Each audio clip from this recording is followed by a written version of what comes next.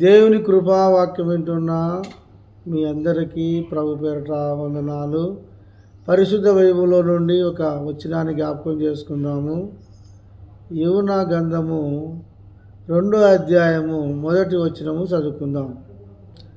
ఆ మత్సరపు కడుపులో నుండి యోనా యెహోవాకును ఇలాగున ప్రార్థించెను. యోనా ఎక్కడి నుంచి ప్రార్థిస్తున్నాడంటే మత్సరము కడుపులో ఉన్నాడు. మత్సరం అంటే చేప కడుపులో యోనా ఉన్నాడు. చేప కడుపులో నుండి యెహోవాకు ప్రార్థన చేస్తూ ఉన్నాడు. మొదటిగా మత్సరము కడుపులో ఉన్నాడు. దేవుని మాట వినక, దేవునికి ధిక్కరించి, దేవుని పని చేయక పారిపోతున్నాడు. అయినను సరే దేవుడు విడిచిపెట్టకోకుండా పట్టుకున్నాడు.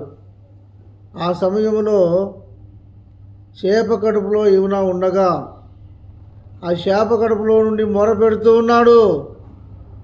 మళ్ళా దేవుని జ్ఞాపకం చేసుకుంటున్నాడు. యెహోవా నన్ను కాపాడు అని ప్రార్థన చేస్తున్నాడు.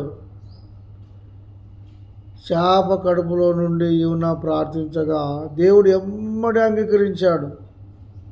అంగీకరించి చేపకి ఆజ్ఞ ఇచ్చాడు. ఏమాత్రం చేప అతన్ని హాని చేయలేదు. దేవుని మాట ప్రకారంగానే చేప వచ్చింది, అతన్ని మింగింది. దేవుని మాట ప్రకారంగానే కడుపులో ఉంచుకుంది చేప. ఏమాత్రం హాని చేయలేదు. ఒక తల్లి బిడ్డను ఎలాగ కడుపులో ఉంచుకుంటుందో ఆ చేప కూడా బిడ్డ మాదిరిగా యోనాను కడుపులో ఉంచుకుంది. ఏమాత్రం హాని జరగలేదు. చేపకు దేవుడు ఆజ్ఞ ఇచ్చాడు.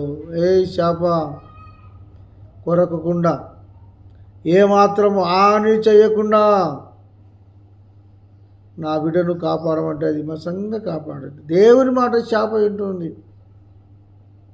యోననే మొదట్లో వినలేదు, కానీ చేప మాత్రం దేవుని మాట వినింది. చేప కడుపులో నుండి యోనా యెహోవాకు మొరపెట్టగా ఎమ్మడే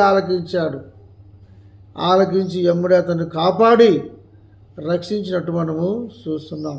చేప కడుపులో ఉండి ప్రార్థన చేయగా యెహోవా ఆలకించి అతను రక్షించాడు. నువ్వు ఏ స్థితిలో పడిపోయి ఉన్నావు?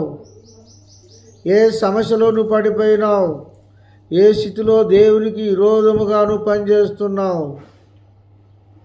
అయితే నీవు కూడా ఆ స్థితిలో నుండే ప్రార్థన చేయి దేవునికి. దేవుడు నీ ప్రార్థన అంగీకరిస్తాడు. దేవుడు నిన్ను రక్షిస్తాడు.